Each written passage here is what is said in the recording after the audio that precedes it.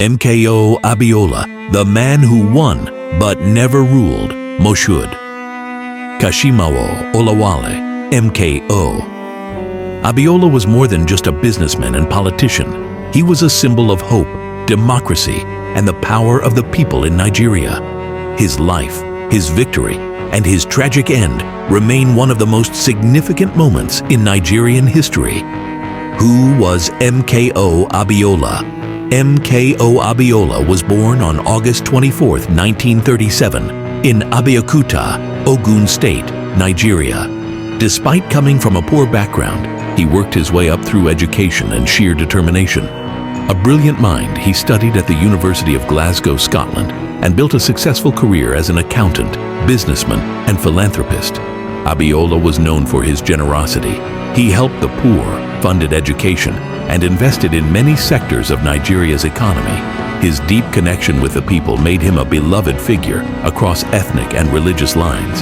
However, his greatest legacy came from his involvement in politics, specifically the 1993 presidential election. The 1993 presidential election, the freest and fairest in Nigeria's history.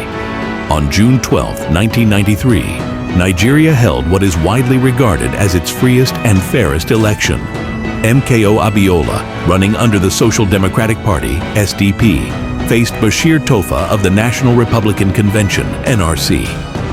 The election was unique for several reasons. It was the first time Nigerians voted beyond tribal and religious lines. Abiola's campaign was built on unity, hope, and progress. The election used the Option A4 system, an open ballot system that reduced rigging. Despite having a Muslim background, Abiola won in Christian-majority areas. His slogan, Hope 93, resonated with Nigerians who longed for change. Early results showed that Abiola won by a landslide. However, before the final announcement, something unthinkable happened. The annulment, when democracy was stolen. On June 23, 1993, the military government, led by General Ibrahim Babangida, IBB, annulled the election. The official excuse was that the election was flawed, but in reality, the military was unwilling to let go of power. This led to massive protests across Nigeria. People demanded that Abiola be sworn in as president. But instead of honoring the will of the people, the government cracked down on protesters, arrested activists, and silenced opposition voices. Babangida was eventually forced to resign, handing over to an interim government led by Ernest Shonekan. However, the military, under General Sani Abacha, soon took over in a coup. MKO Abiola's arrest and death, a martyr for democracy, Abiola did not give up. On June 11, 1994, exactly 1 year after the election, he declared himself the rightful president. In response, Abacha's government arrested him for treason and threw him into solitary confinement.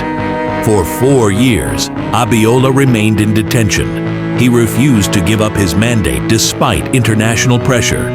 Then, on July 7, 1998, the unthinkable happened.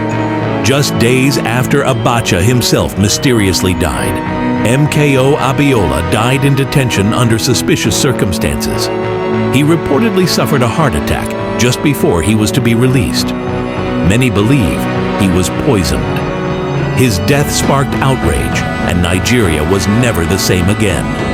MKO Abiola's legacy, the goodwill lives on though. MKO Abiola never ruled. His sacrifice was not in vain. His struggle led to the return of democracy in 1999, when Nigeria finally had an elected civilian president after years of military rule. In honor of his legacy, June 12th was declared Nigeria's official Democracy Day by President Muhammadu Buhari in 2018. He was posthumously awarded the Grand Commander of the Federal Republic, GCFR, Nigeria's highest honor. His vision of democracy, unity, and progress remains a guiding light for Nigeria's future. MKO Abiola may be gone, but his goodwill, courage, and vision for a better Nigeria will live on forever. His name is written in history, not as a ruler, but as the true president Nigeria never had, the people's president.